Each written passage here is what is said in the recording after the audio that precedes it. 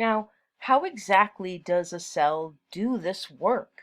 How exactly does a cell take an old strand of DNA and use it as a template to build a new strand? Well, that kind of a reaction requires an enzyme.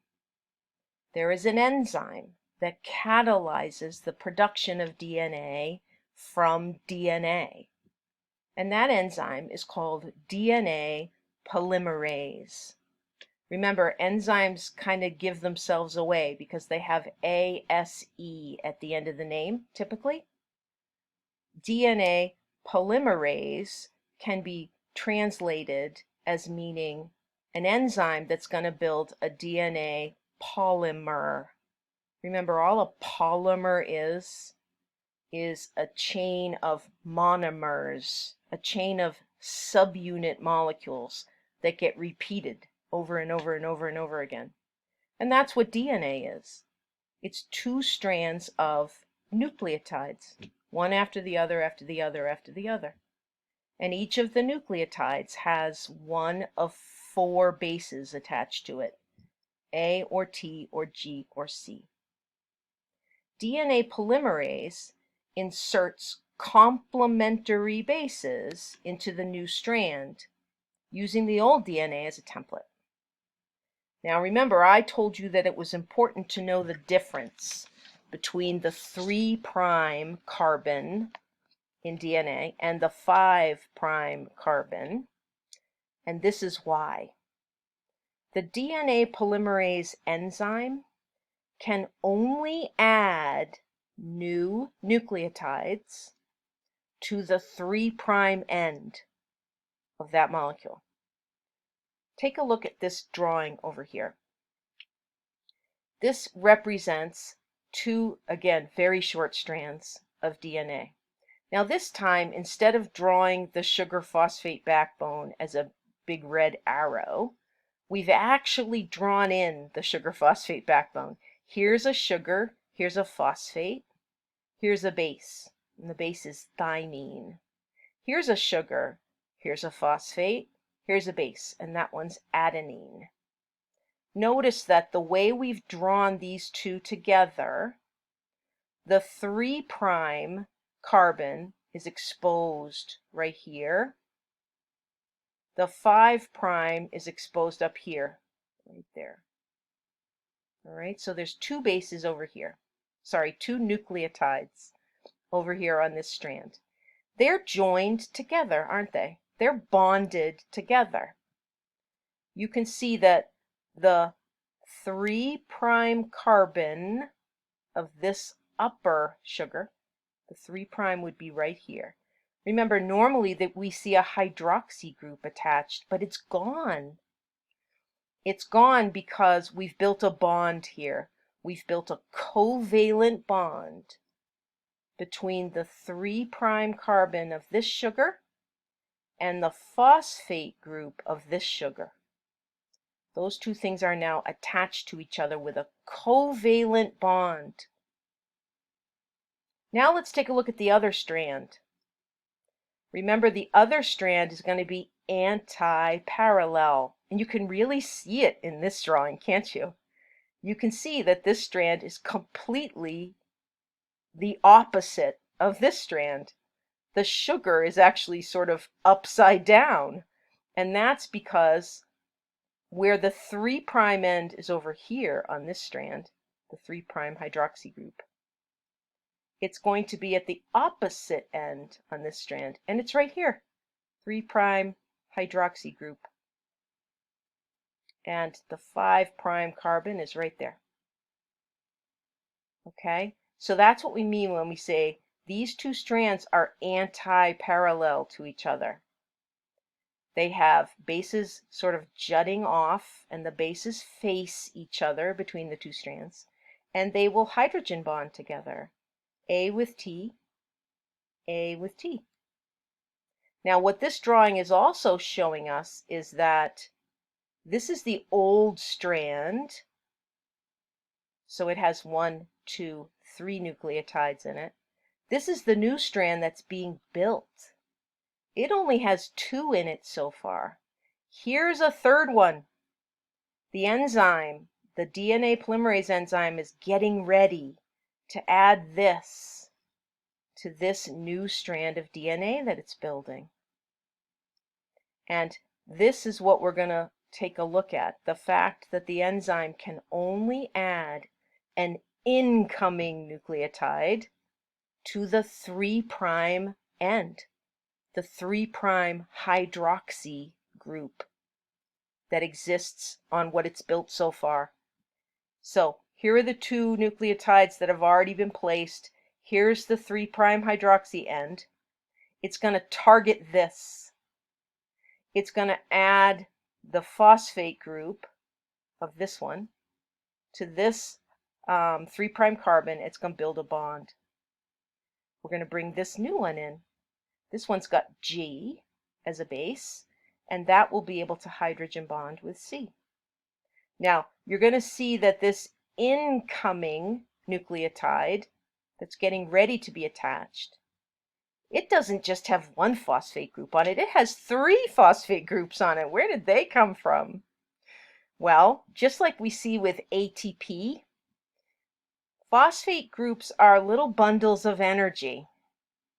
And you're probably not surprised to learn that building DNA is an anabolic process.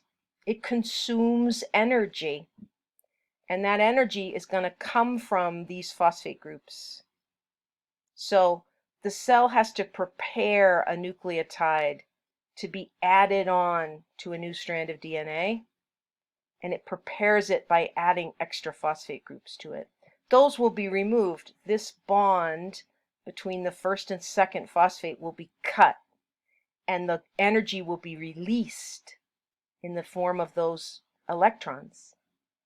And that energy will be used by the enzyme, DNA polymerase, to build a bond between this first phosphate group and this 3' carbon.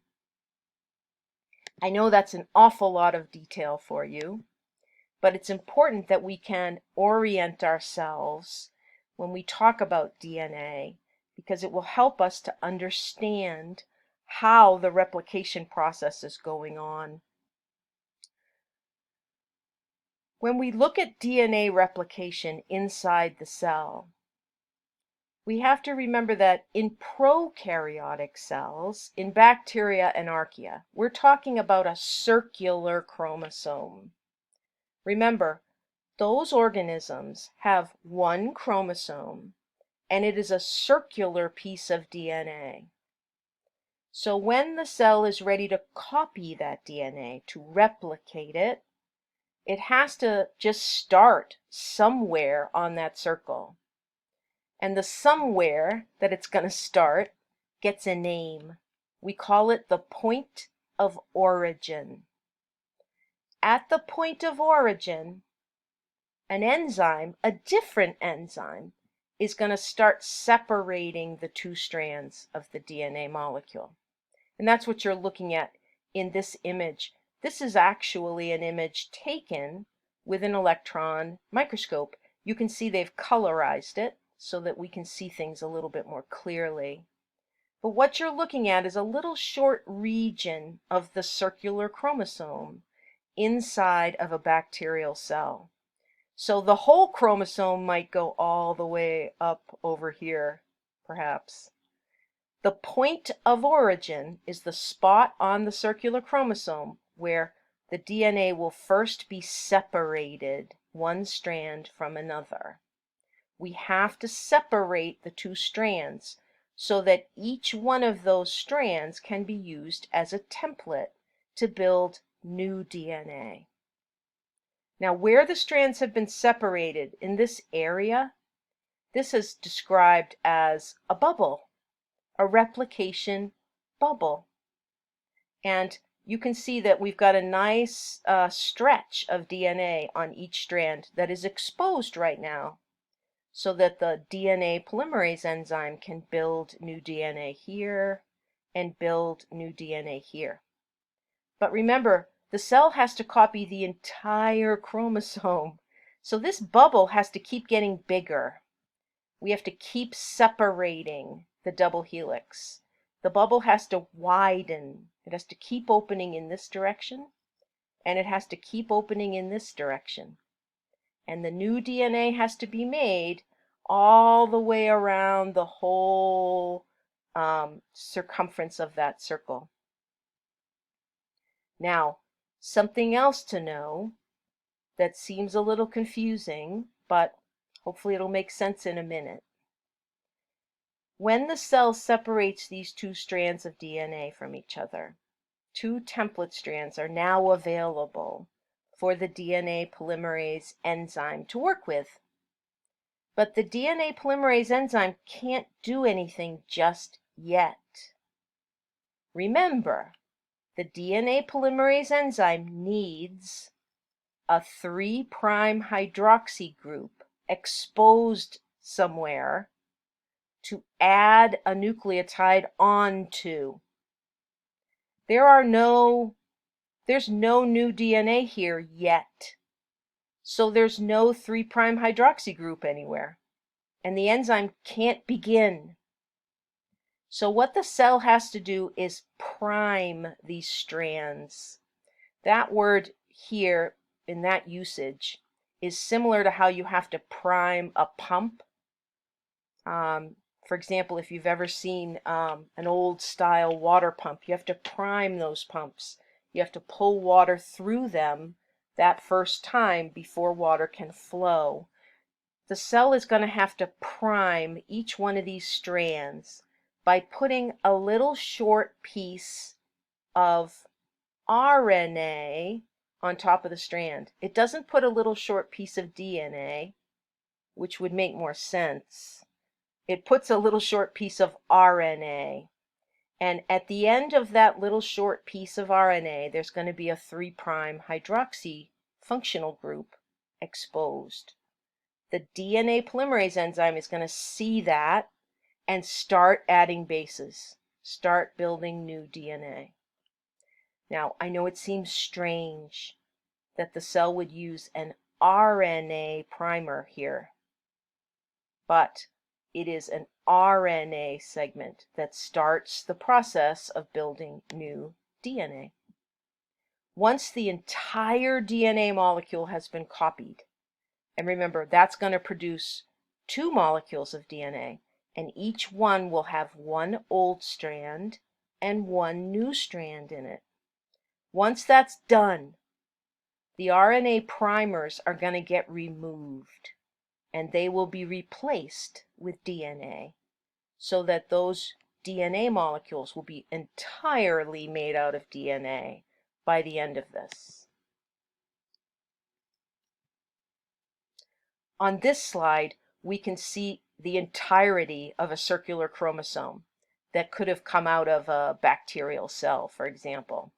So it's a double-stranded, double helix of DNA in a circle. There's going to be a point on that circle called the point of origin, where the cell will first start separating the strands. Now you'll notice that on this slide, it's labeled as the origin of replication, not the point of origin. Both of those two things mean the same thing. There's going to be one place in that bacterial chromosome where this replication process begins. The 2 strands will be separated from each other, creating a replication bubble. An RNA primer will be laid down on each one of those 2 strands, and the DNA polymerase enzyme will start building new DNA, and they're showing us that in red in this drawing. Now, once the DNA polymerase enzyme finishes copying each of these lengths, the bubble has to get bigger. And it's going to get bigger in both directions. It's going to open up a little bit more on this side, and it's going to open up a little bit more on this side. And that's what they're showing us here. The bubble has gotten bigger, and it's going to keep getting bigger. It's going to keep opening up in this direction. It's going to keep opening up in this direction until eventually it's going to bump into itself. And at that point, both strands of DNA will be fully copied. The red represents the new DNA being made on the gray, which is the old DNA. Remember, the two strands of DNA are anti-parallel to each other. And remember, the new DNA strand also has to be anti-parallel to the old DNA strand that it's being made on.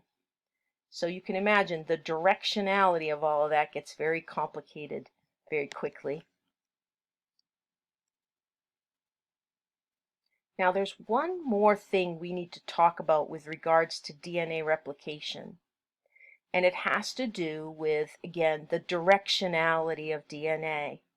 The fact that on one end, a 3' carbon will be exposed, and on the other end, a 5' carbon will be exposed. It has to do with that, coupled with the fact that two strands of DNA that are bound to each other will be anti-parallel to each other. Now, because DNA polymerase only works in one direction, and by that I mean it can only add new nucleotides, new bases, to the 3' end, because it can only work in one direction. What that's going to mean is that inside that replication bubble, part of each new strand, let me say that again because that's really important, part of each new strand of DNA is going to get made continuously. The enzyme is just going to add one nucleotide after another, after another, after another. That makes sense, right? But part of each new strand will also be made discontinuously. By that I mean in fragments. Now you have to trust me on this. This is entirely due to that directionality of DNA and the fact that when two strands of DNA bind to each other, they have to be anti-parallel to each other. So there's some new vocabulary associated with this, and one of the terms is Okazaki. The pieces, the fragments of DNA that get made discontinuously, those are called Okazaki fragments. They were named after the scientist who discovered them. Let's take a look at this complicated process. What you're seeing in this drawing is a very simplistic drawing of a double-stranded piece of DNA. So the black represents two strands of old DNA, existing DNA. Now this cell is getting ready to divide, so it needs to replicate this DNA molecule so that each daughter cell can have her own copy. And recall that what's going to happen is the cell is going to open up the double helix of DNA at the point of origin. That's what we're looking at right here. And it's going to create a replication bubble, a place where the two strands are separated from each other so that the DNA polymerase enzyme can use each of these strands as a template and build new DNA upon them. Now, what you're seeing happening inside this bubble is this continuous versus discontinuous production of DNA. Everything happens from the origin, sort of outwards in both directions. Some more new terminology for us is that this place right here, this place where the opened bubble hits the part of the DNA that is still in a double-stranded format. This right here is referred to as the replication fork. Over here, this is the other replication fork. Now, after this part, this bubble has been copied, the forks are going to open up in each direction. making the bubble bigger and bigger and bigger. There are parts of each new strand of DNA in this drawing that are shown in blue that are being made continuously. And there are parts of each new strand shown in red that are being made in fragments.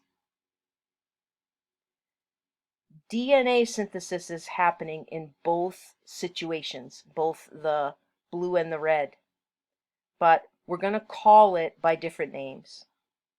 The kind of DNA synthesis that is continuous is called leading strand synthesis. The kind of DNA synthesis that is discontinuous, producing fragments, is called lagging strand synthesis, and it's the one that creates Okazaki fragments. So all you can see in this drawing is that some of the new DNA is being made as one long continuous strand, and that's on each of these new strands, leading strand synthesis, and part is being made in these little short fragments, lagging strand synthesis.